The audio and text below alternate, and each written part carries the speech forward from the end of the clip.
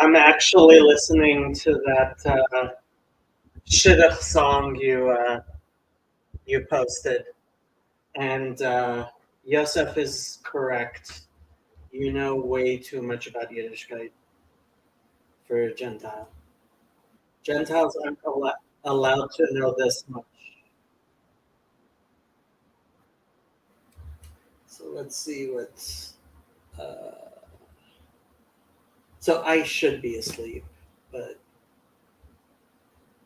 I'm not, am I? I'm not. So let's see what Doug Wilson has to say. And if you look at the spectacle of such civilians being murdered in this way, and your reaction is to start talking about root causes or various forms of whataboutism, or you bring in any other distractions, then even though you may not applaud the depravity directly, you are nevertheless still complicit in it. Yes, you should.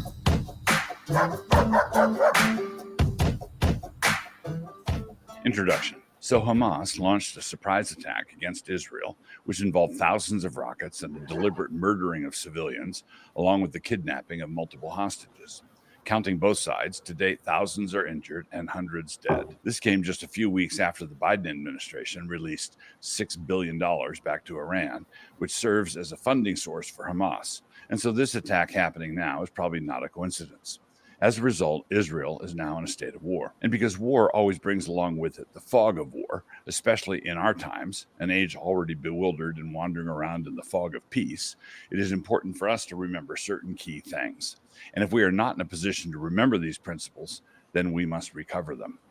We really do need to recover them. Some of the conservative Christian hot takes over all this are revelatory and not in a good way. Know your bad guys. The bad guys in this kind of mess should not be hard to identify. If you murder civilians in such a way as to declare to the world that you are absolutely fine with murdering civilians and with the cameras running, then you have also declared to the world your desire to be considered among the damned and depraved. And if you look at the spectacle of such civilians being murdered. So Ben Shapiro did a whole live stream, which I shouldn't have watched, where he was Ben Shapiro, not a fan. But he showed the video of Shani Luke being paraded around, and they were yelling Allahu Akbar. And he said, if that's the God you praise while you do this, you're not praising my God. You're praising something else. You worship something else. And yeah, I mean, you can read my commentary on Glenn Greenwald's video. And yeah, Glenn, there are people who don't understand that there are people who worship Satan. They do exist. Yeah, Ben kept on saying anti-Zionism is anti-Semitism. Obviously, I don't agree. Ben said they should annex Gaza. The videos were pretty terrible. Yeah. I mean, I had a bright idea. What Israel should do is at least take over those islands in the Persian Gulf that Iraq and Iran were fighting over during the Iran-Iraq War, and relocate all the people from Gaza there, or take over various places and just like deport all the people from Gaza to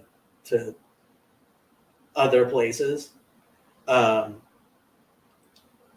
That's the only solution I see.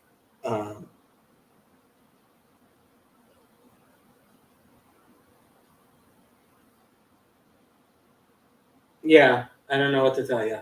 I don't know what to tell you. The witness announcement? No, I did not hear about the witness announcement. What did the witnesses announce? By the way, hello, Andrew. Has been Jacob. It's been okay.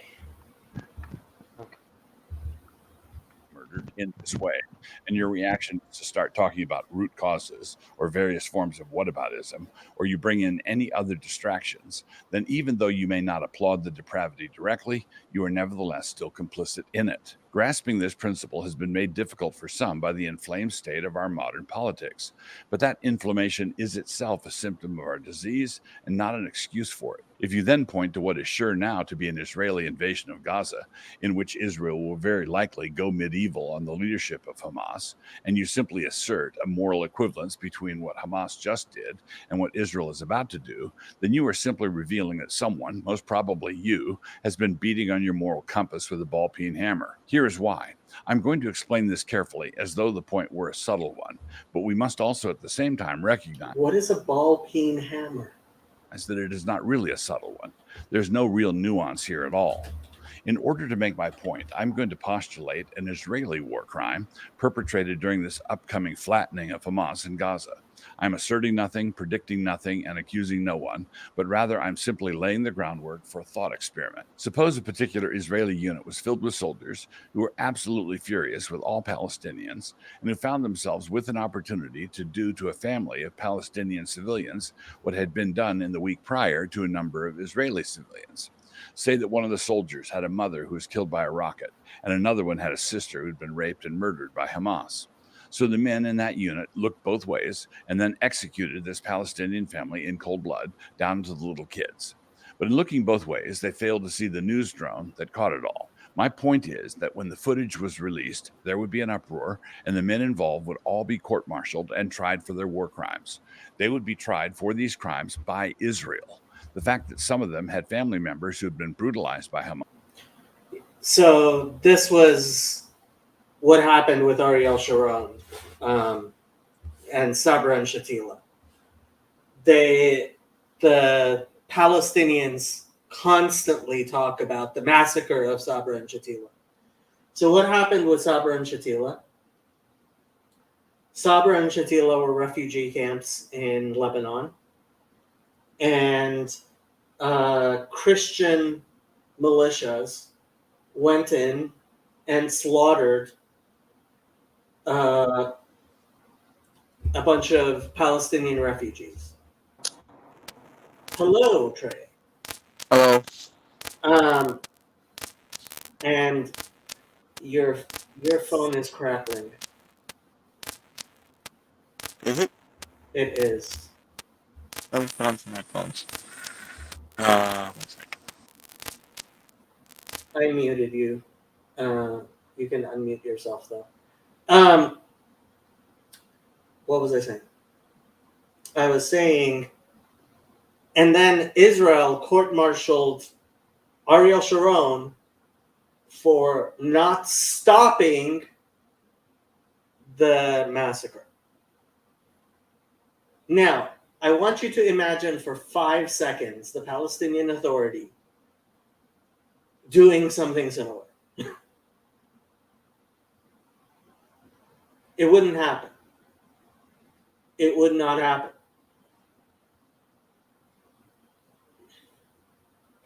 That's what he's talking about.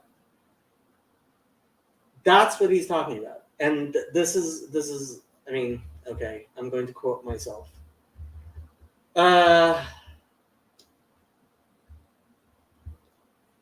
Where did I? There.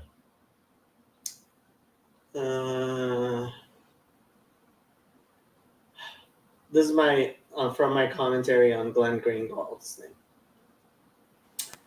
I made a few notes. First note was, I don't know who denies that Americans are on the side of Israel. Claiming that this is somehow inexplicable is itself inexplicable. Israel is a Western democracy that operates like a Western democracy. Despite Glenn's attempts to force some sort of equivalence, there does not exist one. Glenn seems to presume that there should be controversy about our support of Israel. and wonders why it doesn't exist as if nobody can answer that question. It exists because we share values. Israel is an American proxy state. That doesn't mean that the Palestinians are animals who deserve to be slaughtered. It doesn't mean that Palestinian culture is discordant with ours.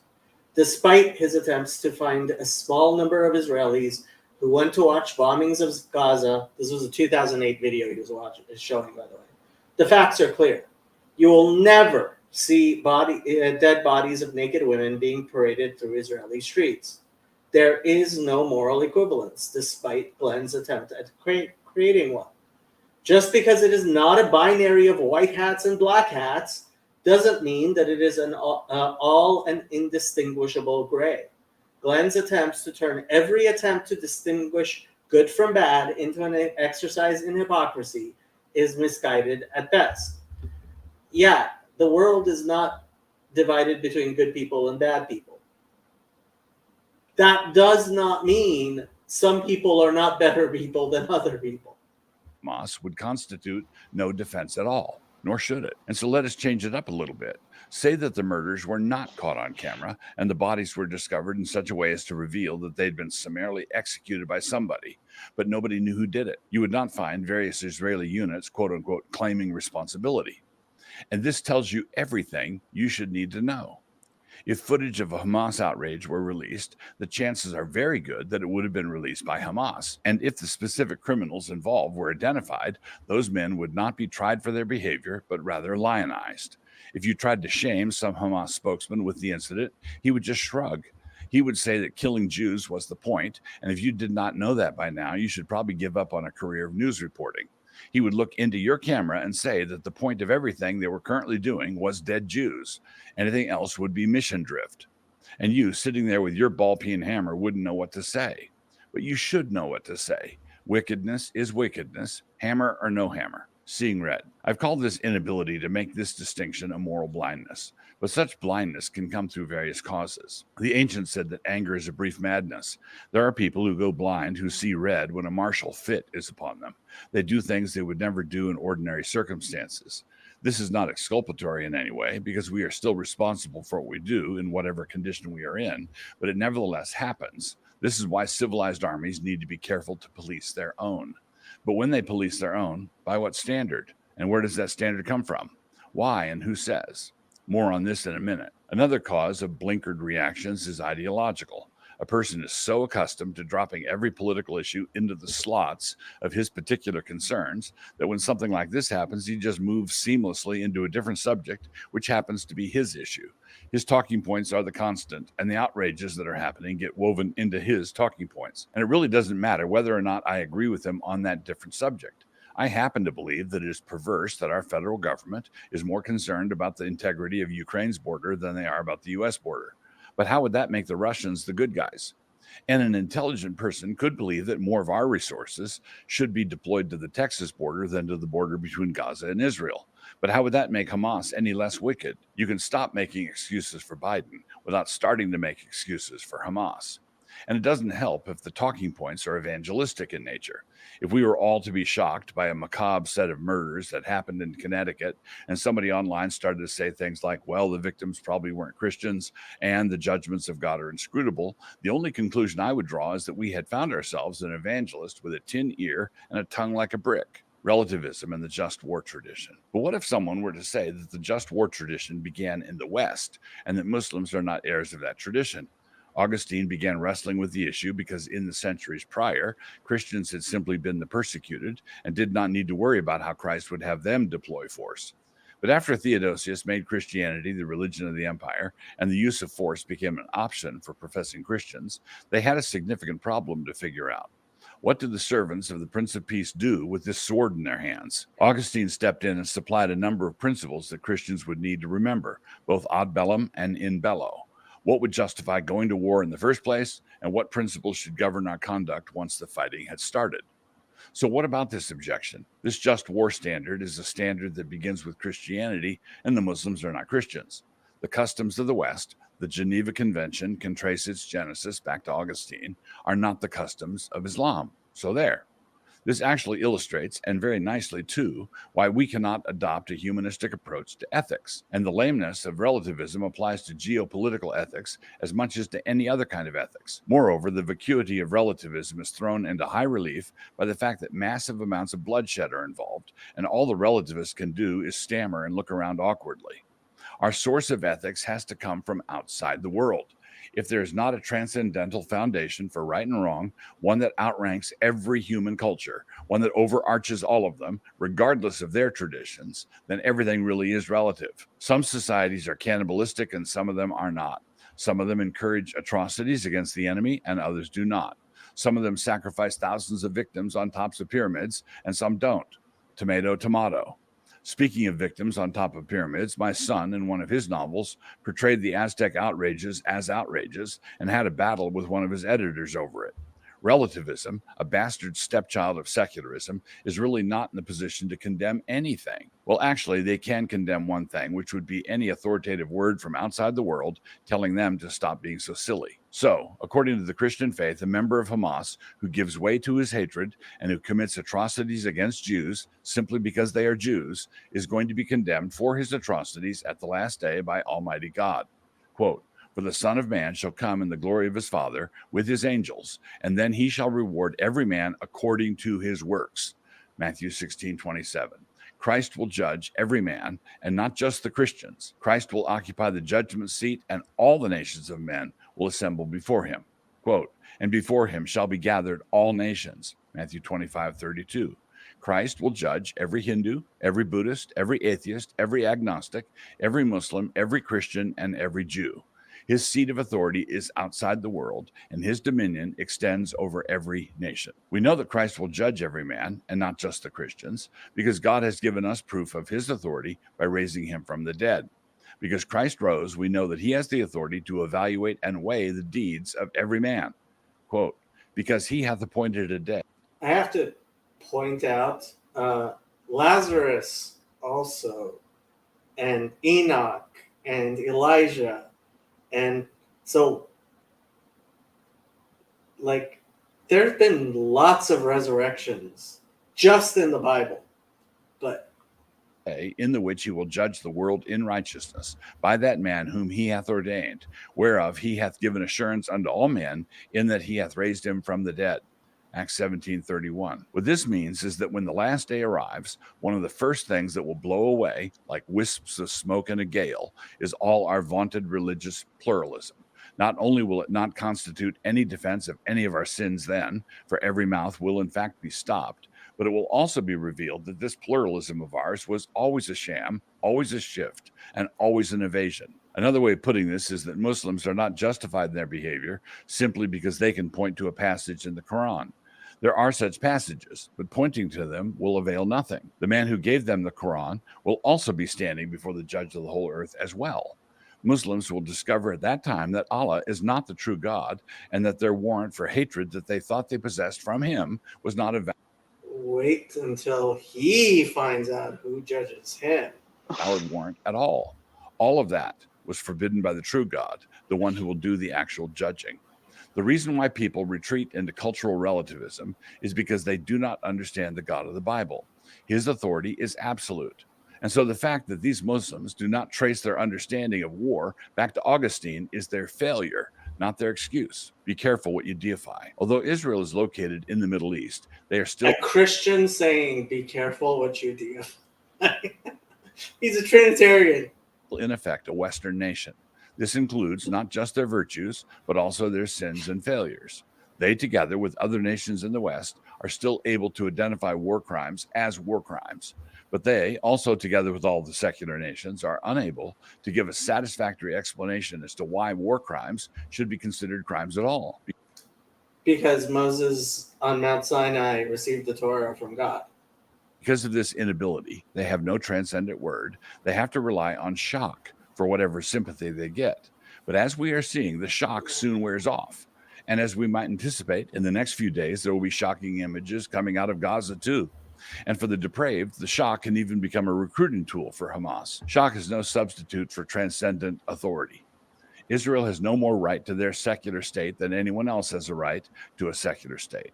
Any secular state, including Israel, has no transcendent reality to point to in order to condemn certain crimes, like those currently being committed against them by Hamas. The fact that the crimes are being committed against Israel doesn't solve the problem. Why is this behavior by Hamas wrong? By what standard is it to be condemned? Who says? And remember, Kant is dead now. If there is no God above our geopolitical turmoil, then our geopolitical turmoil has become God. And if our geopolitical turmoil is God, then we just have to let Israel and Hamas fight it out, like two dogs fighting over a piece of meat. If that is the standard, then Israel will take this one. But never forget that the Middle East is crammed full of hungry dogs. Going back to a point made earlier, it is not enough simply to avoid moral blindness. Because we are created in the image of God and are reasoning creatures, we have to be able to give an accounting for the moral judgments we make. And this should be a simple test case. Can you condemn the behavior of Hamas? Period. Stop.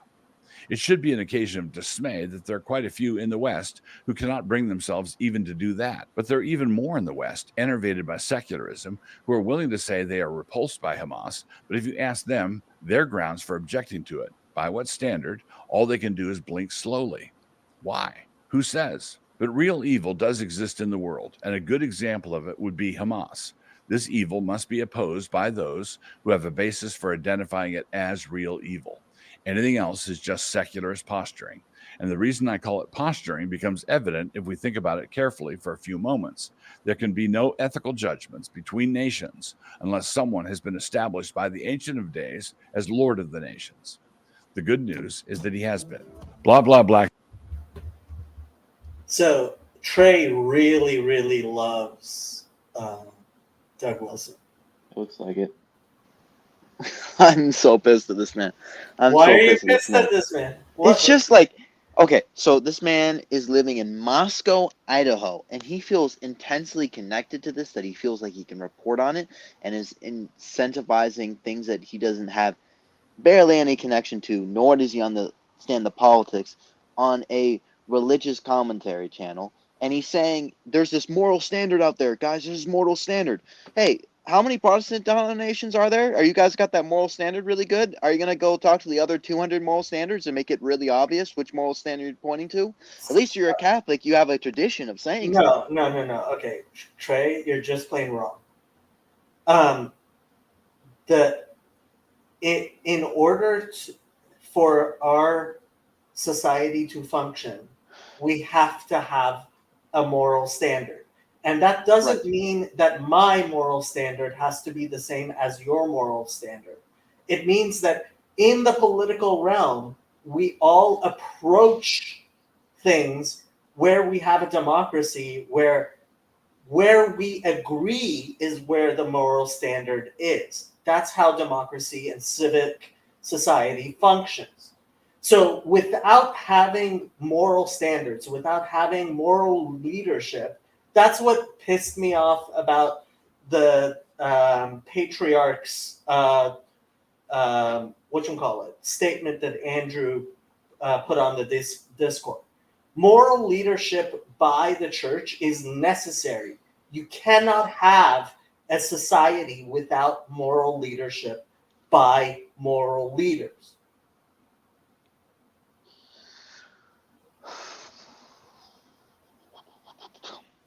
Okay. It does not, but no. What he said was relativism. And is that you do you, and it's fine, and we can have some common agreements and everything like that. And at the very least, you have to at least say that what the most Protestant denominations are doing is saying, well, they don't have as much of a definite standard as us, right? But if you ask them, right, like the Anglican is not really going to be mad at the Baptist, He's talking the about the evangelicals, secularists. right? But I'm saying that same criticism can be happening at you. I mean, Doug Wilson is going back and forth with other churches over minuscule things. Like, right, I think because they're actually having a discussion about morality. Whereas the secularists, and he's absolutely right in calling them out on this, tell us that there's no moral standard. And if there's no moral standard, then all you can do is shut up. No, that's not true. Yes, that is not true. If no, there's no you can moral exercise standard, will. then by what standard are you saying anything? The same thing we do anyways. Power. That's how we've No, always done it in no. Momo's family. Okay, so stop with the postmodernism. Like, you're the only person in this little corner who's still wedded to postmodernism. Like it's been debunked in this little corner so many times. We can send you to all the old stuff. We don't need to discuss postmodernism. It's been completely Okay, debunked. fine. I'm an Aristotelian. Does that make your life easier? Or I'm a virtue ethicist? I have no clue what either of those are. Those are just groundings outside of God that you can do. I am not aware of anything that is outside of classical theism that is actually a standard. Aristotelians grounded, I guess, in the objective concepts. Yeah, or which anything like is that. another way of talking about the classical God. You'd have to look it up to Plato. But at the very least, it doesn't solve, like, I think that Doug Wilson believes that he has this great, great solution to everything, when it seems that his solution is as fraud and is as destructive as anything else. I don't think we can all live in Moscow, Idaho, and I think his solution to say that we can all return back to his specific form of Christianity does not make sense. Trey, do you know what it's like in Moscow, Idaho? I do not know what it's like in Moscow. Let Idaho. me describe Moscow, Idaho to you. Moscow, Idaho is a college town with a lot of liberals and a very small church, of which what's his name? Doug Wilson is the pastor, and they tried to run one person for city council, and they lost. Go get him next year. Okay. You know what? I'll go on to broader strokes. I think that I don't understand why Doug Wilson is talking about this. I just because he has moral clarity in ways that you just boggles your mind, because you've been so like woke OS. No, you don't understand why. Completely dominates your entire worldview.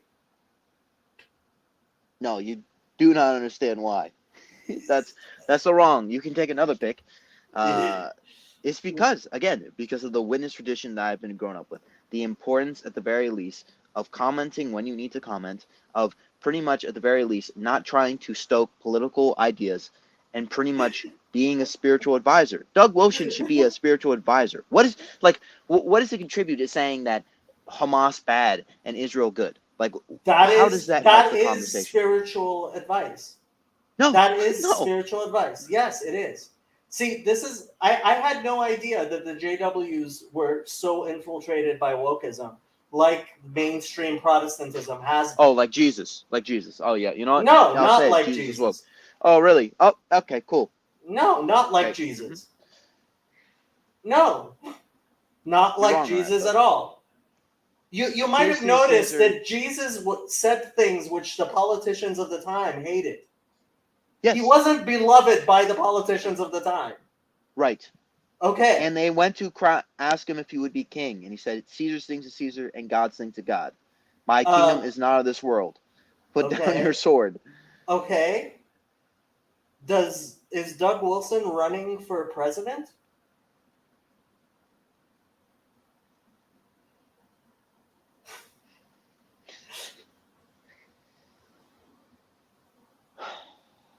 Yeah, I realize you emotionally cannot deal with all these arguments because your mind has been completely infiltrated with these Trojan viruses. Because you're just like the Pharisees. You want me to point to an exact law, and you can't. I understand the idea that make it impossible for you to actually deal with thinking about things. Charlie, read to us from that murderer's small catechism. Okay, what would you like to know? I don't know. It's a small catechism. It is. And I'm not actually aware that he actually murdered anyone. He's not. He wasn't John Calvin.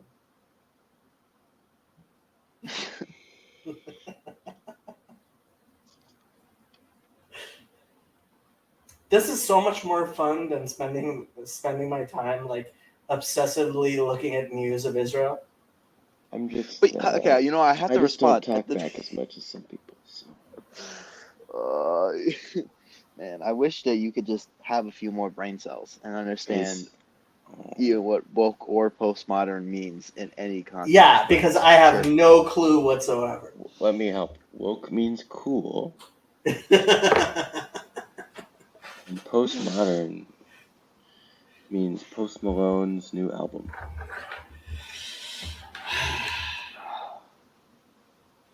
I don't.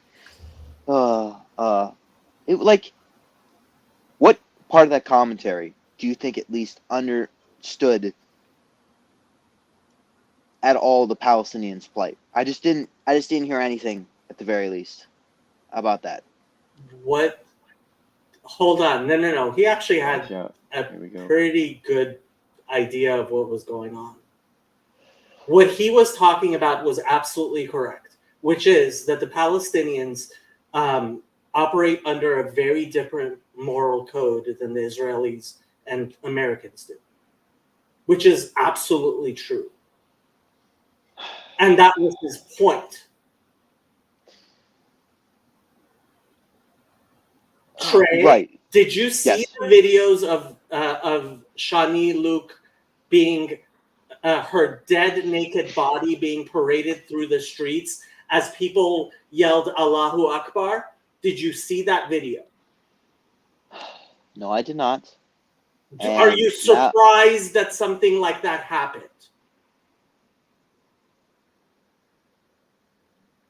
I can show you the video. It happened. No, I know, but I can't make a response. What? Yes, that is terrible. No. I didn't ask you if it's terrible. I asked you, are you surprised? No, I'm not surprised. Why are you not surprised?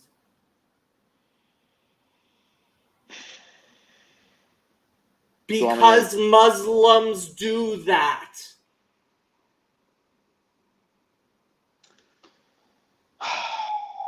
Would you be surprised if something like that happened in Tel Aviv? Yes, you would. Okay. Be. Well, you know what? I'd be more surprised if this happened in Dubai. If that's probably because you don't know Muslim culture well enough. I think there's a different level analysis, and I don't think it's as straight as this. Again, like, the more economic usually a country becomes, the more Western they become. Okay, I realize you have Marxism installed at the most deepest level of analysis, and therefore you think that it's an economic thing where obviously it's not. I'm not saying that they're separate, okay? What do you mean? No. So Anthony, who's one of the better read members of this little corner, understands what you don't seem to understand, which is the Marxist lens is completely failed. It does not function. The Marxist lens is purely wrong. So, general question. For the folks at Well, home. okay. Another question. Does atheism increase with the amount of education in a country? Actually, I believe that correlation is only a matter of the Western education. Like, I don't believe that's how it works in non-Western countries. I don't know about that. I think that there has been a correlation between. Okay. We would. So you're asking something that's completely askance to what we were talking about, which is whether the economic analysis that Marx made is at all correlative to anything scientific, and it's not. Because you're framing it like you're using this boogeyman that we can't get past. Like, if you use the word Marx, I can't then proceed and say, like, Maybe it's about the education that they have. Maybe it's about the resources that they have, as well as culture changes, right? Like, okay, similar question, right? There are Muslims in America, right? Are they doing the same thing as the people in Palestine? Depends. Depends. It depends, but I don't think the rates are the same. Depends whether they've been westernized or they actually believe in what Islam teaches. Your religion matters, Trey. Your religion matters, Trey. Yes. I also agree with that. I'm not saying it doesn't. Okay, so what's the problem? Okay. How religious you are also depends on your amount of wealth you have. Yes. No. I will literally stake whatever you want on that. I don't That want you to stake religiosity- anything. Show me actual proof of that.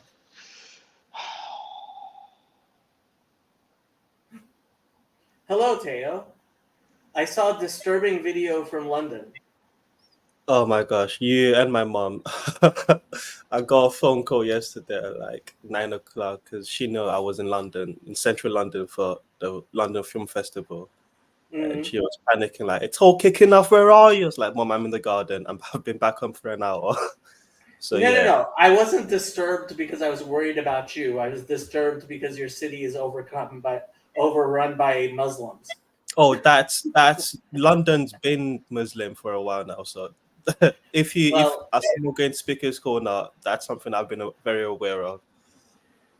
But it's just quickly, Trey. I think I understand what you're trying to point at, but Jacob is completely right. Your religion determines a lot, and the Muslims in America, if given the choice, yes, they would be in the exact same way, because that's the highest form of worship in their view. It's to conquer and like name and claim space for Allah. And I have to say that a Gallup survey, is not going to do a multifactorial analysis, which includes culture and other things. But I don't know the correlation, but I do want to also say Trey is right. The more educated a country is, and I'm speaking about Nigeria and Ghana because I can speak about those two countries. It's not as drastic as the West, but the more atheistic tendencies group like. But I think that correlation has more to do with Western education and what Western education inculcates in people than it does with years of education. Like, you can be very educated in other ways. For example, spend many years in yeshiva and know many books and be a very educated person. So the attempt to make that a correlation between intelligence and irreligiosity is an enlightenment Steven Pinker new atheist trick. Besides, again, the idea that there can't be some secularization of religions, what do you mean by? Hold on. Who said there can't be some secularization of religions? I guess my question is, it just, I'm not saying Islam is the best religion or anything like that, but I feel as though that, like, I would be very much interested to see if Palestine had the same resources, had the same education, had the same military and everything like that, where they would be at. Again, if we look at Dubai, another Muslim country, which is slowly starting to pretty much like. Why don't you look at Iran? Infrastructure. Why don't you look at Iran? Because Iran's complicated, bro. Please. Iran is not complicated, bro. Iran is. It showed exactly. Michel Foucault was a supporter of the Ayatollah Khomeini, and that's precisely the type of thinking that you're engaging in. Is Michel Foucault's support of Ayatollah Khomeini? No. Stop making an equivocation fallacy, okay? I could just say that you're supporting a genocide of the Palestinians, okay? Yeah, because Netanyahu supports that. because anybody who listens to this channel would find that at all credible. Come on, Trey.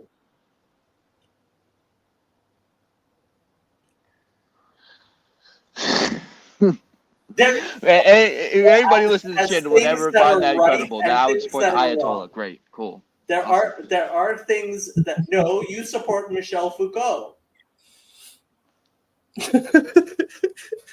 I never said that. I said that. I don't support Michel Foucault. Then why are you saying everything is about power? I didn't say everything was about power. I didn't say Yeah, that. you If I did, I kind take of it sort back. of did. I just No, said that. I didn't say. Like, He do you want was to have an saying- honest conversation? His question was if Palestine was in the position, if the power position was reversed and Palestine had the resources and the ammunition that Israel had, would they behave in the same way that they're behaving now? And the answer is Israel would not exist if Palestine were in the position Israel was in. That would Right. not be, that would have been wiped out as soon as they could. I mean, right. I mean, this all goes back into like 1948 and the Declaration and everything like that. And I guess it's always a question of why did we even do that in the first place? But 48? I think it goes back further than that, but A bit further. 1948 was the Declaration of Israel. Am I wrong on that? yeah, but what about the Quran? Okay. I'm talking about the Israeli state. Like, we could have just had Palestine as a one nation and didn't have to sort of mess with all As that. he's in the comments, maybe he that's can comment on rewriting. the state of Israel for us. He's the expert. Okay, you know what? Trey, what's Israel your good, Hamas bad. No, I well done, you're finally saying the party line. But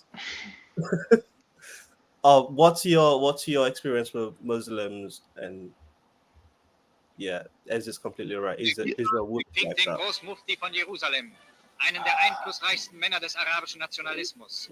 Der Großmufti ist das religiöse Oberhaupt der Araber in Palästina und gleichzeitig deren oberster Richter und Finanzverwalter.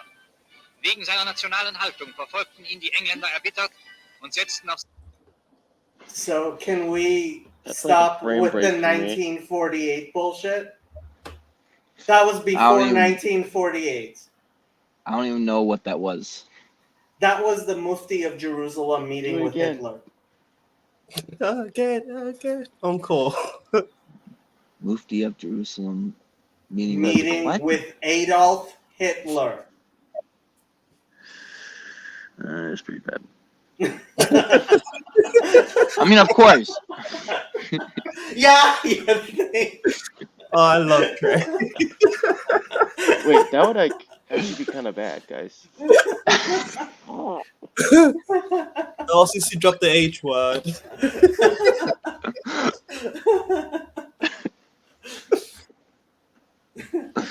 Oh man, that tripped me out for a second.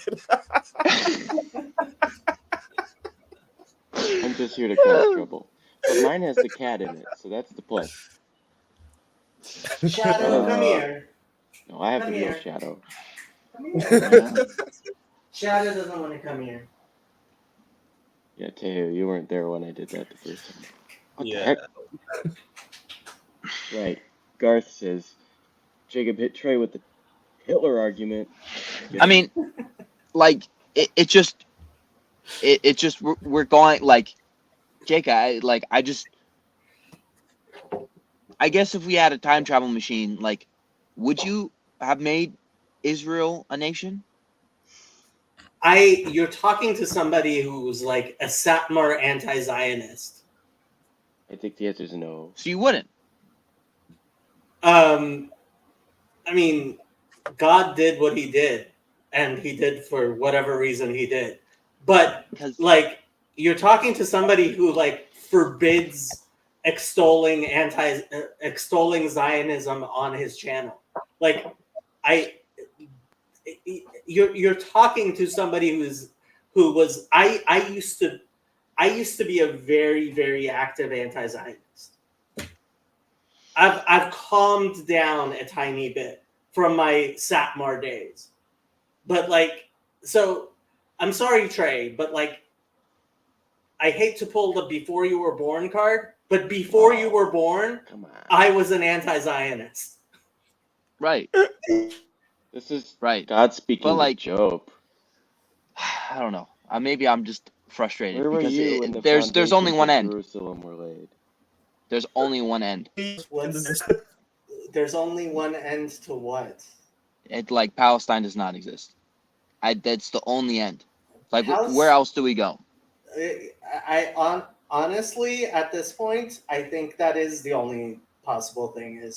Is whole like, frankly, I mean, if I were the prime minister of Israel, I would literally deport everyone in Gaza.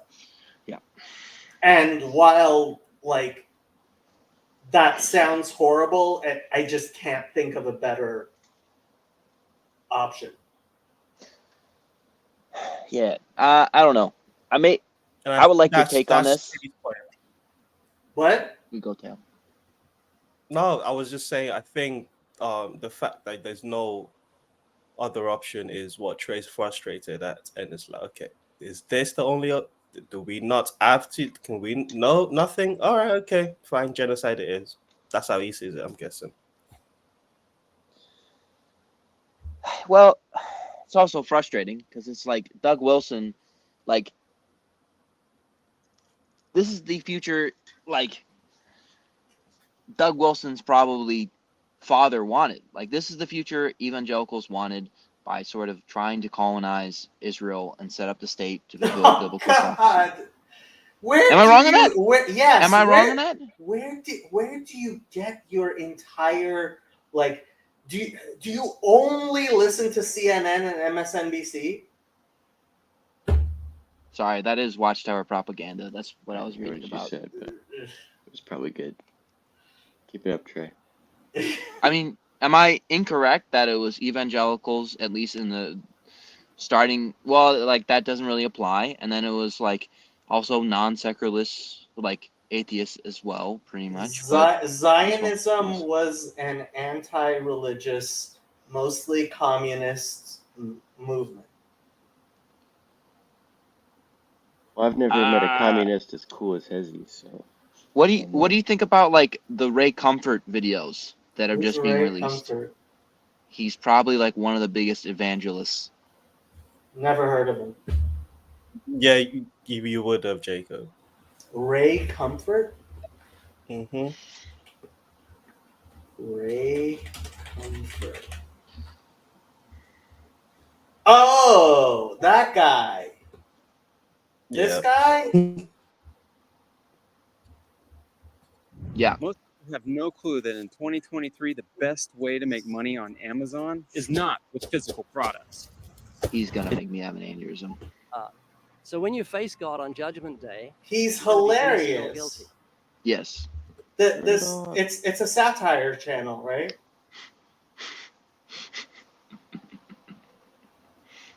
It's satirical, right? Just like the evangelicals who are Zionists. Repent and believe, Jacob. What is that? Where'd you get that plate from? I don't know. I'm heated. Is this you, Charlie? No. That's awesome. I mean, obviously it's not named after me, but. I mean, he's right. Hezzy. What a fella. I thought you were joking. Man, Oh, how can it? Chezi comes from the extreme Zion. He's definitely a rabid Zionist. How can a man who smokes so much weed be a Zionist? But I love you, Hezi. I say that jokingly. Trust me, a lot of the Zionists, yeah. There's a lot of weed in Zionism for some reason. Bad weed, apparently. Apparently, Zionist weed is really, really poor quality weed.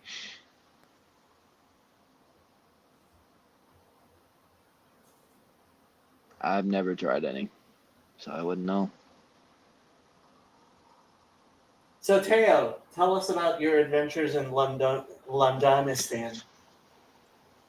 Well, this past week I've been attending the London Film Festival and seeing what the movie land is saying about all of life. And it's less woke than I think it's less woke than a lot of the movie critics make it out to be. There are lots of woke, but then again, I only really focus on the foreign films, so nothing really out of Hollywood.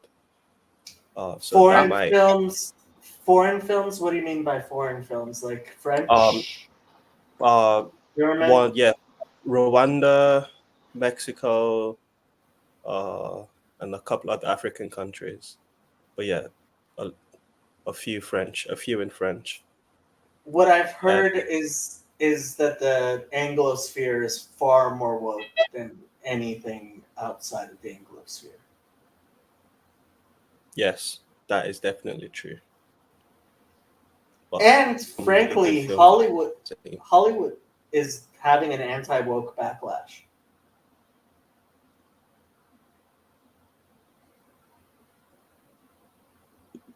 Do you really think so? There's a backlash. Do you think it's gonna swing the other way? I mean, swing the other way, like swing back to sanity, but like, I don't think the other way from woke is sanity. Amen. Yeah, it is.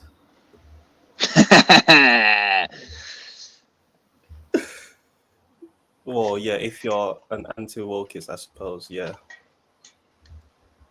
Yeah, wokeism is just insanity. I'm sorry. Speaking of anti-woke, what's up with the Ron DeSantis new anti-gay video? I have no clue what you're saying. But for July 2nd, 2023, why are studio diversity chiefs getting canned? Hollywood Elsewhere's Jeffrey Wells has an interesting observation last night.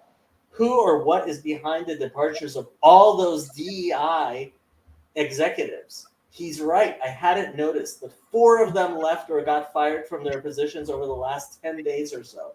Disney's chief diversity officer and senior VP, Latondra Newton, exited on June 20th to pursue other endeavors.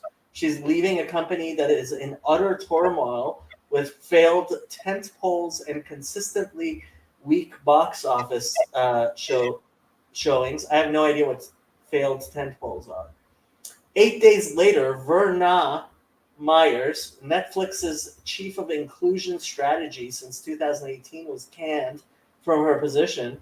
On Friday, 2 more were laid off. Karen Horn, Warner Brothers Discovery's senior vice president of diversity, equity, inclusion, and the contributions, and Janelle English, executive vice president of impact and inclusion with the Academy of Motion Picture Arts and Sciences. Would you call these 4 axes total and sheer coincidence? Otherwise, what in the living hell is going on? The Wrap had this to say. The drive for diversity that picked up prominence with 2020's Black Lives Matter movement seems to have run its course after just 3 years.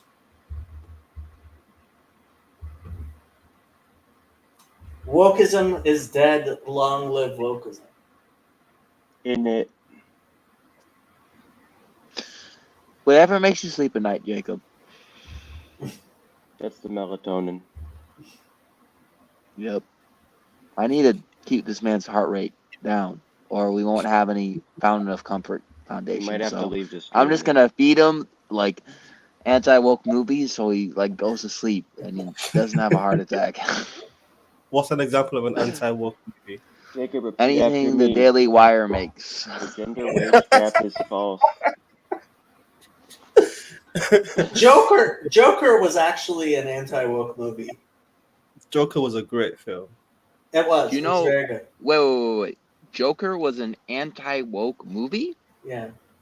Yeah, what? Can you explain the plot of Joker for me? The plot of Joker was a white man was having a difficult time in society despite the fact that he was white. Well, technically, Whoa, you're seeing things through color. That's very woke of you, Jacob. Isn't it though? and he wasn't able-bodied, so technically he was neurotypical. So technically he was a minority. Yeah, he was still white. And the point of the movie at the very end is the fact that he is somebody who is the proletariat, and then he takes Yes, on the and workers. he's white. Wait, so wokeism is all about white and black to you? I thought you don't like where is- Marx, bro. I don't like Marx, but Get him, classic Trey. vulgar Marxism is not wokeism. Oh, really? What? I What? am not listening because I don't have my headphones on. Oh my So gosh. you can say whatever you like. It's not like I could do the same power analysis on Joker. Oh my gosh. I can't. Oh, look. But is your sign, He- Jacob? I Yeah. didn't think so. He Jacob can't hear me still. only believes woke is when all four corners align. He only believes in the Trinity. He does not believe in each part. Jacob, You is can it buy signed? this Partial book next attention. time you're here. Is it I signed? hope not. No, it's not signed. Wow. James Lindsay, Let me the guess. priest of the anti-woke movement. James Lindsay, what? The priest of the anti-woke movement. Well, one of the priests. Yep. I actually think wocal distance is more of the priest of the anti-woke movement. James Lindsay is the anti-Gnostic preacher. It's his favorite word. Gnostic. Yeah, I can't believe you just said Joker's not woke. Yep. I think Golf Point. He does drag Who does drag? Joker. Based.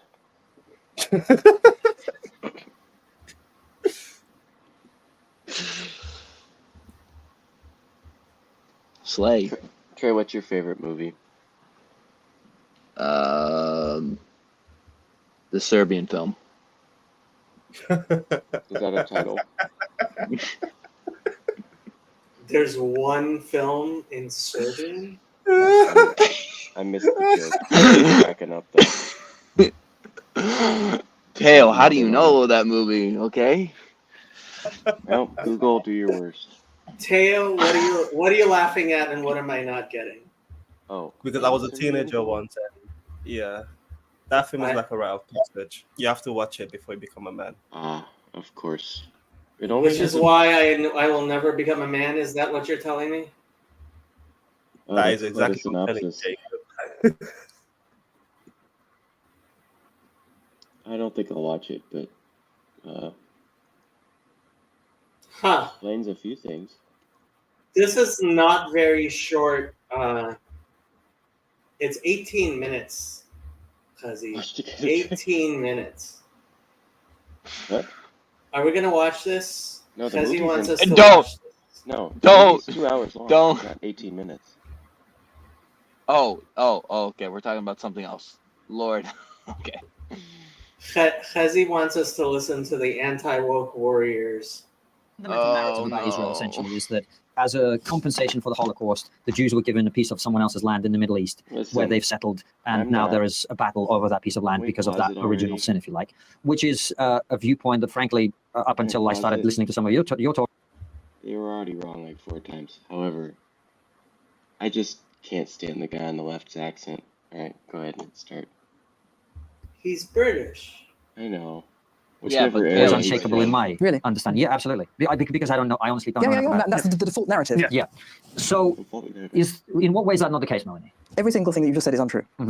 Most of your conversations. That'll make him happy. For a change. Obviously, it's a big subject. But the idea that the Jews had no connection to the land of Israel until a guilt-ridden West took them out as a remnant of the Holocaust and stuck them into someone else's country is the opposite of the truth. So what is the truth? The Jews are the only people for whom the land of Israel was ever their national kingdom, hundreds and hundreds of years before Islam was even invented and before the Arabs invaded. The Jews were the original nation upon which America and Britain, in a kind of mystical fashion in Britain, modeled themselves. Why do I say that? They were a nation because they were a people in a particular area of land which they governed according to laws they made and which they defended. Now, they were a nation for several hundred years under various kings. And then they were basically kicked out, and then they returned, then they kicked out again. And then that land of Israel was occupied by vast numbers of different civilizations. The Romans, the Assyrians, the Arabs, various sorts of Muslims, Christians, Crusaders, and for a long period, the Ottoman Turks, who were Muslim but not Arab. And then we get to the turn of the last century. And there grew up in Britain, mainly as a result of evangelical Christianity, a movement to return the Jews to their ancestral homeland. And these people were called Christian Zionists. And the kind of apogee of Christian Zionism in political terms was the Balfour Declaration in 1917. It was a cabinet which was dominated by Christian Zionists. And they believed that it was their duty to help the Jews return to restore their ancient homeland. Long story short, as you will know, after the First World War, the entire Middle East was carved up between... Yeah, this is the religious narrative that the Christian Zionists... No. Wait. Yeah. You said, no, that's not possible. No, that's not true. No, that's not true. No, that's It's not true. And she sunned you. No, He's in my corner. This is Chezi's religious Zionist wish. No, that didn't actually happen. Somebody clip this. I just want this clipped when I said, oh, it was evangelicals influencing it. And he said, no, that's not true. No, that's not true. So I just want to have this, okay? Hold on. I never said it's not true that evangelicals influenced it. It was one of many factors that came together. But no, see, Chezi's this is Chezi propaganda. You showed the video. It's Chezi's video. As he did You were post so it in on the board. chat. You were so on board until he talked about the evangelicals. Oh, I'm so happy right now. Oh, I feel euphoric. You've got a low threshold, man. Britain and France, which in itself was a questionable activity, and they created nice straight lines on the map. well, yes, slightly more complicated than straight lines. Anyway, so some of these countries that they created, you can say that's very questionable. But basically, the precursor of the United Nations, which was then the League of Nations, in the 1920s, decided that as a matter of international treaty obligation, Britain would be given custodianship of what was then called Palestine, a name given to it insultingly by the Romans in order to erase its Jewish identity. The British would be given custodianship of Palestine, called the Mandate, under which Britain would be under a binding treaty obligation to return the Jews to their ancestral homeland, to recreate it. Now, what was Palestine at the time? Well, a bit of it, a very large chunk of it, was promptly given away to the Arabs by Winston Churchill to become Transjordan, which is now Jordan. So what did that leave as the territory within which Britain had a binding duty undertaken by the world body at the time to return the Jews as a matter of historic right? What was that territory? It is what is now Israel, what is called the West Bank and Gaza. That is a territory to which the Jews alone were given the right to return because they alone I don't like this. Had ruled it. Terms which... No, it's not woke. Yes, it is. Yes, it is. You want me to explain? We do the same thing. We do the same thing when we go to college. We say, we thank you for this land from the Native American tribe, blah, blah, blah, blah, blah. And because they lived here before that, we're going to do land recognition. There's no difference in what she's saying and the woke idea of land recognition. Continue. I agree with you. Yeah. I agree with you. It is land recognition, which is silly. which have never been abrogated, even though the League of Nations is no more. It gave rise to the United Nations. But the United Nations took on, in its charter, it took on all the obligations of its predecessor unless they were specifically abrogated. Those terms have never been abrogated. So what then happened was, although the Arabs at the time, around 1917, 1918, King Faisal notably, and one or two others, they said, we welcome back the Jews to their ancestral homeland. They used this term because it was in their own religion. They knew this was a Jewish homeland. And then a lot of stuff happened. Basically, the British, having undertaken in the first place this duty to settle the Jews in their ancestral homeland, the British colonial office at the time and the colonial administrators who were put into Palestine to administer this mandate did everything they could to stop it. And they, among other things, brought in She's contradicting herself. First, it's the British who supposedly do it, and then it's the British who are not doing it. So who actually did it? Islamic firebrand. This was at the time when Islamism, as we know it, political Islam, was growing. It was sort of invented after the First World War. And the British brought in a particular Islamic firebrand called Haj Amin al-Husseini as the Grand Mufti of Jerusalem. And he was brought in to incite revolt, and he did. There were then pogroms after pogroms after pogroms of the returning Jews. This is the guy I just showed meeting with Hitler. And the thing then blew up into a sort of three-sided war. Jews and Arabs and British, or basically at various times all fighting each other. Scroll on, the British threw in the towel, gave it over to the United Nations. The United Nations, Britain by this time had reneged on its obligation to settle the Jews in the land. Britain had decided the only way to solve this was to give a portion of this land to the Arabs in order to shut them up and stop them from fighting. And in accordance with that, the British closed the gates of Palestine at the time when the Jews were starting to be exterminated in Europe. That's what happened. And then the United Nations took over, the war finished, the United Nations took over. The United Nations said, just like Britain had said, right, two-state solution, one for Jews, one for the Arabs. And just as with every occasion since then, the Jews said, what? You're going to take this away from us? Fine, give us anything, because we're desperate. And the Arabs said, what? Jews? Here? Never. And they invaded, or they went to war against the Jewish homeland. There was what's called the War of Independence, which amazingly the Jews won against all the odds. Subsequently, there have been, I've forgotten how many, 2, 3, 4 offers of a state of Palestine to the Arabs, which have been made by Israel. At every occasion, the Arabs have refused and have gone to war or have stepped up terrorist activity against Israelis. Now, before we go any further into that part of it, I just want to come back to this homeland idea, this idea that many, many centuries ago, if we strip away their identities and we just go, many, many moons ago, a certain group of people had a kingdom in this area. And after that, there have been 10 civilizations or 15 civilizations that have come and lived in this land. And now, for some reason, it's kind of like, isn't it a bit like me going, well, I grew up in this flat in Moscow, and now I want to be resettled there. Yeah. And all the neighbors have agreed to kick out that guy who lives there now and put me in that flat instead. Is it not a bit like that? Well, no, it's not like that. First of all, the Jews never left the land. They were always coming back to it. Even under occupation, there was always a Jewish presence in the land, and from the mid-19th century onwards, there was a Jewish majority. They had left. What? Nothing. No, there has been a Jewish presence in the land of Israel. So simple when she says it. Jerusalem. Haven't there also been Romans that have gone to Jerusalem as well? Probably some Canaanites probably also went there too. There are no Canaanites left. I'm sorry. Okay. Wait. That's the first thing. The second thing was that the land at the time of the Mandate was very sparsely populated. The people who were there were mainly nomadic Arabs, but they didn't have an identity. They considered themselves to be part of Syria, which was created, or Bedouin. There was no such thing as Palestinians. Palestinians were the Jews. But there were people who lived there. There were people who lived there, yes. Right. And then because the Jews started coming back, Arabs and others started pouring in from neighboring Arab lands. And the British then let them come in, even though they were, many of them, illegal immigrants. They let them come in because they wanted to stop a Jewish homeland. So it's not a question of... The British didn't want to stop the Jewish homeland. They didn't want to get into a fight with the Arabs. Kicking people out. It's not a question of, people who had some sort of mystical attachment to some country.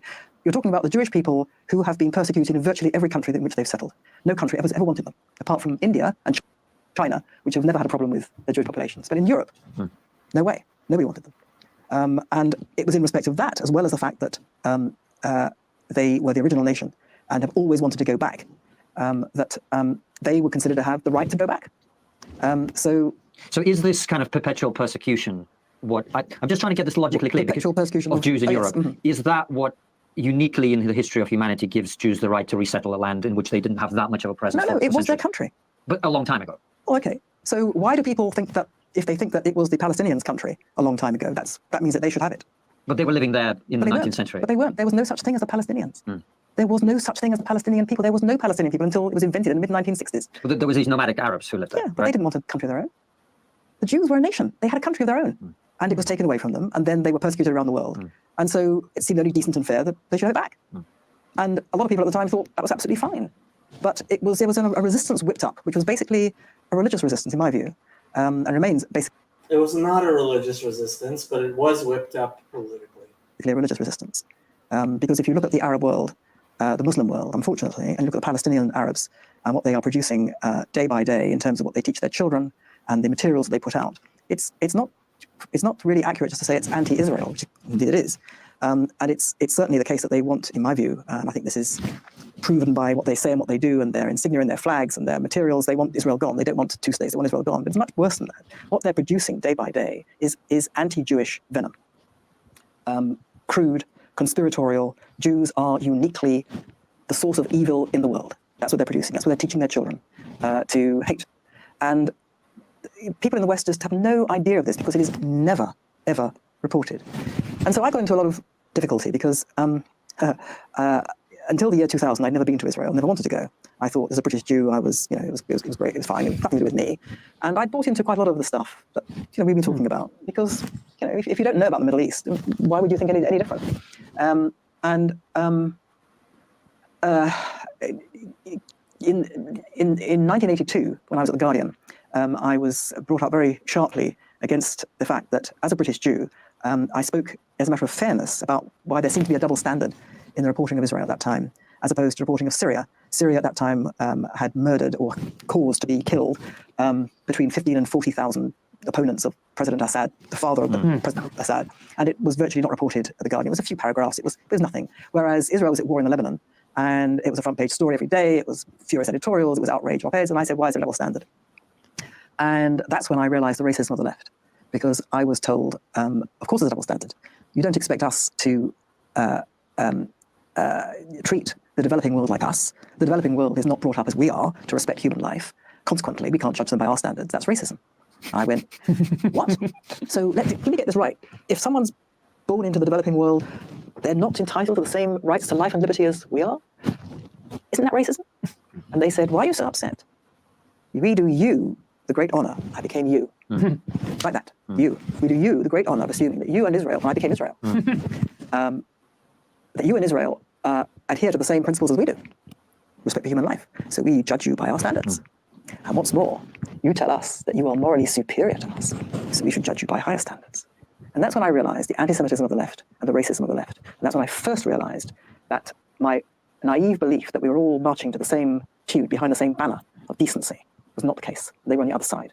And then I didn't do any more stuff about any of that for a long time. And then in the year 2000, when the Intifada started, Second Intifada as it was called, something very similar happened. Israelis are being blown to bits in pizza parlors and cafes and in bomb buses in Israel. And several thousand were murdered. And from the get-go, in Britain, Israel was totally condemned for taking condign action to stop it. And as a matter of justice and fairness, I said, what is this? Why are you behaving like this? And everybody went, oh, she's a Jew. She's not properly British. And that was when I realized, as a British Jew, you could not support the Jewish people as a people. Not allowed. And that's when I realized something was very, very badly wrong with Britain's attitude to Jews, not just to Israel, but to Jews. And that the two were bound up together because Israel was being presented, not least by the BBC, as basically the fount of all evil in the Middle East. It was an aggressive country. It behaved illegally. All of this, in my view, as I came to believe over many years subsequently, all of it was a lie. But that's what everyone was told. And so consequently, if you were a Jew standing up for all this, then of course you were also evil. Of course you were. And this was a shattering, really shattering set of developments for me. And eventually, cut a long story short, or shorter, I came to put all that together with all the other stuff we're talking about. All the other stuff we're talking about, because it's all to do with, as you said, Constantine, truth and lies. It's basically what it's about. When you pare it all down, people are telling themselves lies about reality. They're living in a world of fantasy, which they purport, they want us to believe is the reality. They tell lies about other people, and they don't realize that they're lies because there's no such thing as a lie anymore. There's no such thing as truth. Everything is a matter of opinion. Everything is a matter of opinion.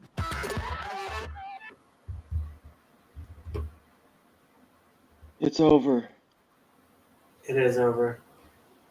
That She's was rough. definitely not a true historian, but she gave Chazi's perfect story that Chazi would love. Yeah. Congrats, Izzy. And Izzy now I watches have trigonometry. an actual kitty.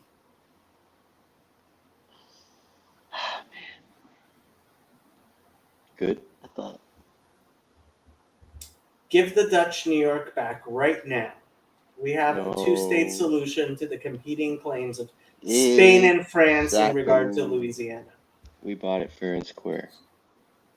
Why not take all of California? Can you imagine how much better TJ would have been under the stewardship of a free American people? Oilmen, orange growers? Yeah, it's yep.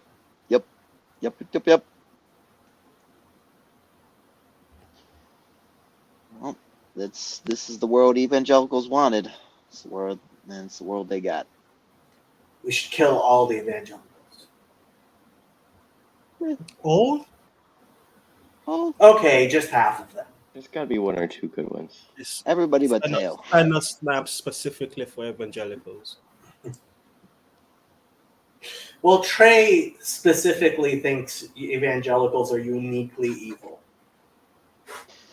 No, no, that's not what I said. Maybe.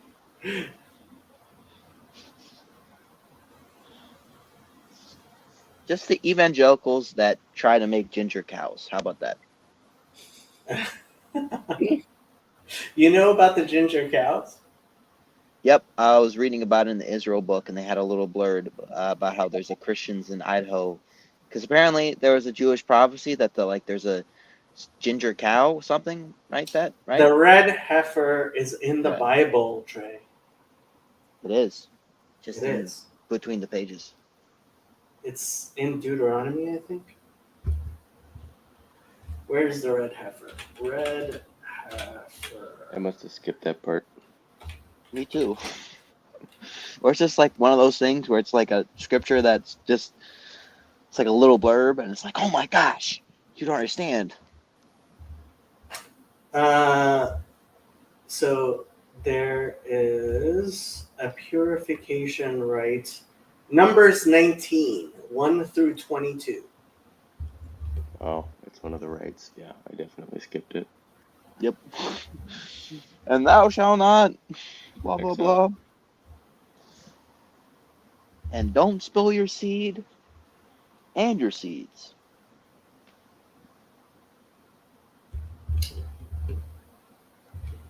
Here we go.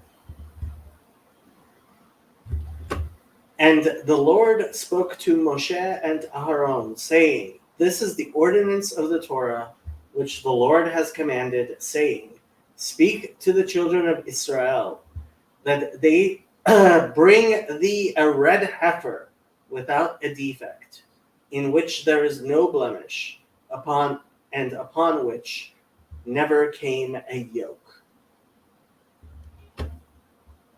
And I won't read the rest.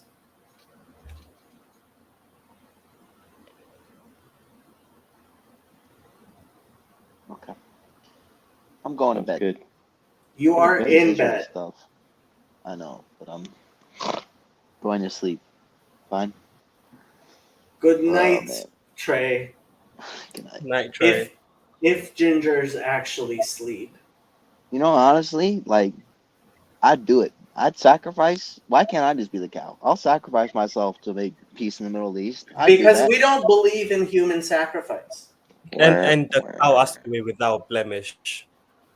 Yeah, you are certainly not without that blemish. Yep, yeah, right about that.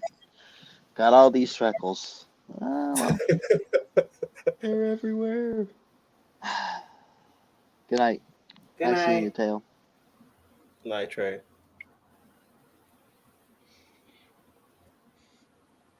People tell me that cats don't wag their tails, and I don't believe them because my cat is wagging her tail.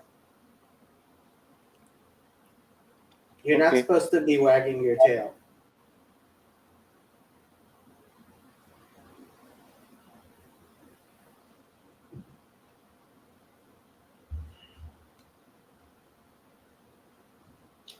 You are muted, Tail.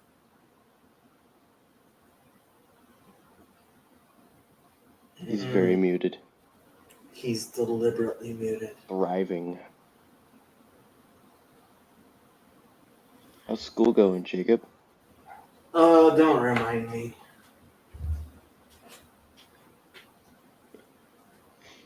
And tomorrow, the contractor is coming, and I am not going to have a bathroom for 3 weeks in my apartment. Oof. Doesn't sound good. But after the 3 weeks, I'll have a new bathroom. That sounds good. Chezi says because Abraham. That's a good argument. I like it.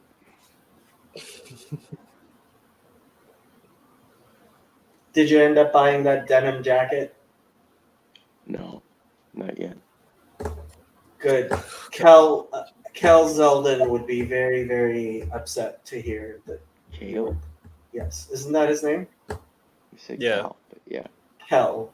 Kale. Kale Zeldin. Apparently Where did he you hates sit? denim. Where do you land on the denim wars, Jacob? Denim was invented by a Jew. Did you know that? I did not know that. It was Levi Strauss. Mr. Strauss. And it was very useful for miners.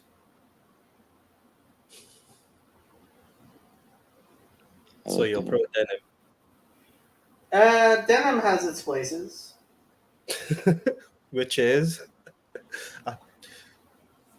So in the Orthodox Jewish world, there's a very bitter war over whether or not you're allowed to wear denim. Is it mixed fabric or whatever? No, it's the funny thing is it's like it's not Jewish clothing, but it was invented by a Jew. Yeah.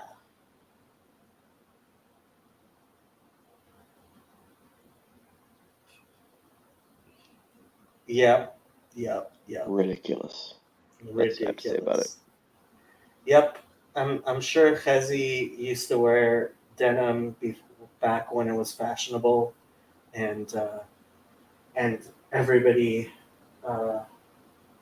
No, it's become a part of the fashion wars in Israel amongst religious Jews. What? You say the Hezi denim? would wear- I might be wearing a denim tuxedo. We'll see. Denim tuxedo. Guys are missing out. Let's see if I can find a denim Let's look up Justin Timberlake.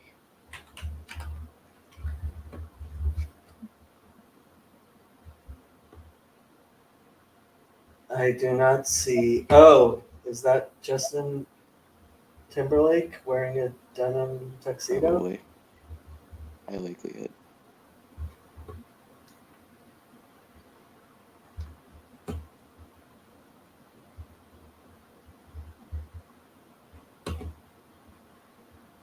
I don't. No. That's Kanye. From Oh, yeah. Britney Spears and Justin Timberlake to Julia Fox and Kanye West.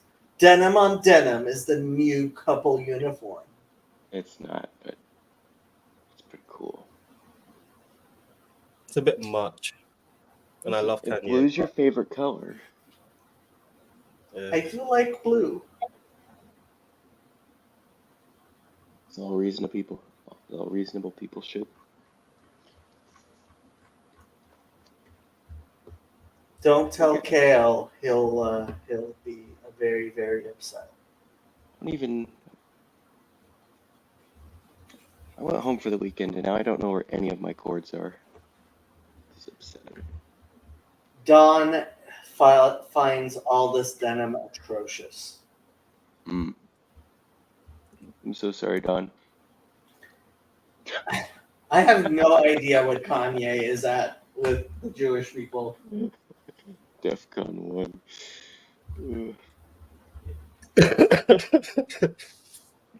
Well, Good way to I'm put it. really excited. Kanye's got an album coming out that I'm excited about, so I'll report back when the album drops. Perhaps.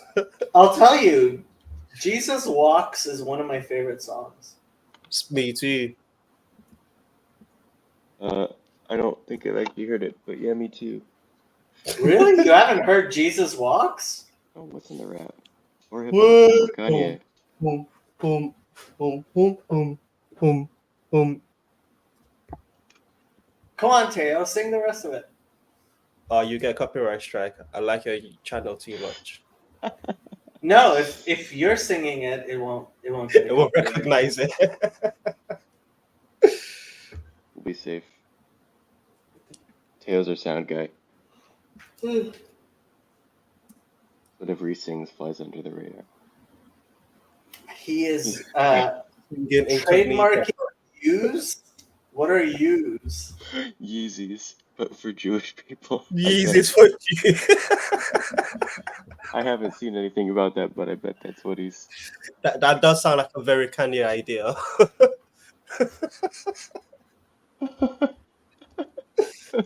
Oh gosh. Oh, it's true. Wait. Is it actually? Oh. He seemingly wants to trademark the term use for use in gambling, finance, restaurants, and more. He filed 26 requests to a California court.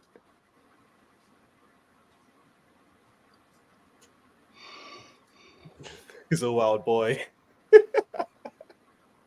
So is it for Jewish people that like Kanye then? That's another option, because he goes by just Ye now.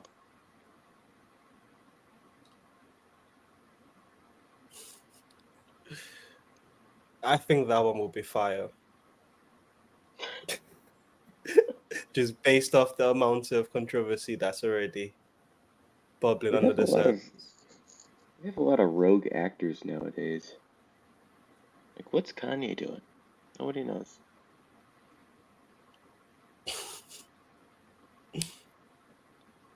What's he up to over there?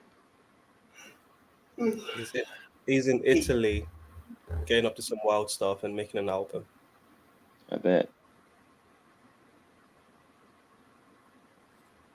Well, he actually said, "I like Hitler." Probably. Oh, yeah. There's like a 20% chance. I actually I love Hitler. I could defend, but liking Hitler. Oh, okay. Made me a little nervous there, Jacob. Well, I mean, no, there's You're this still making idea me of nervous. loving your enemies and loving but Yeah, I think that's what, to be fair, that's what he was sort of trying to point at. But yeah. I see what you said. He said like, not love. Yeah, you don't have to like your enemies. He fixed it. Yeah. Jacob loves Kanye. I love can Kanye. defend it. I love everybody. Everybody. I like Kanye. Everybody. Everybody. Everybody. I love Martin Luther. Paul? I love Paul. I love everybody. Now there's a word you can say before Paul. That's a title. But he's not a saint. Oh. All right. We were so close, Teo. Yeah. Hey, I just for Chezi, I tweeted out I'm a Zionist. Okay. Garth, just clip it. Here, I'll show you. I tweeted out. Where's that tweet?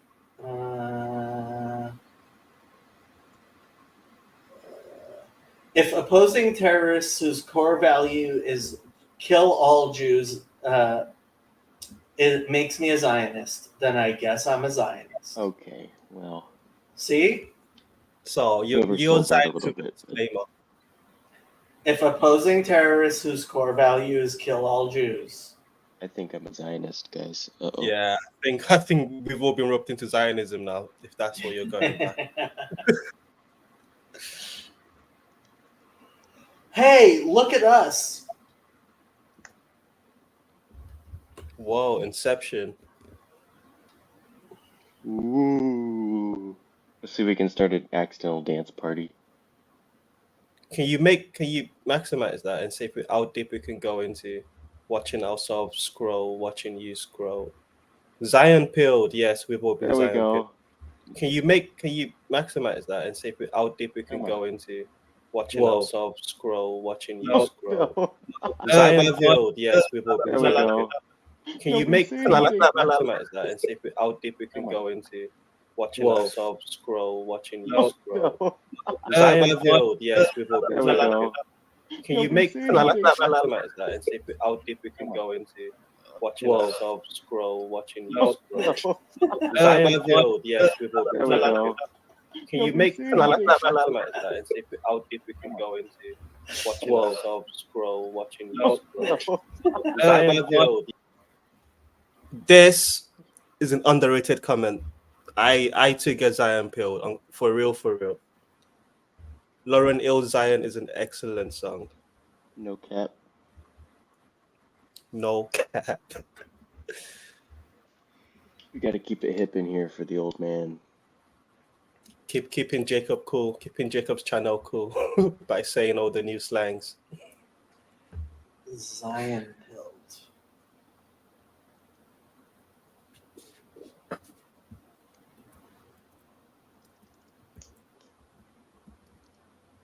Oh, you guys weren't hearing the echo like I was. I Were was. you? Oh, you were? Okay. It was torturous because all I could was my own voice repeated back Okay. to me, and again and again and again and again.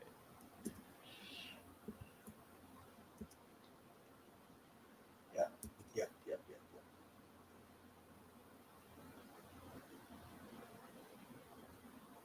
Okay, it's 12:12.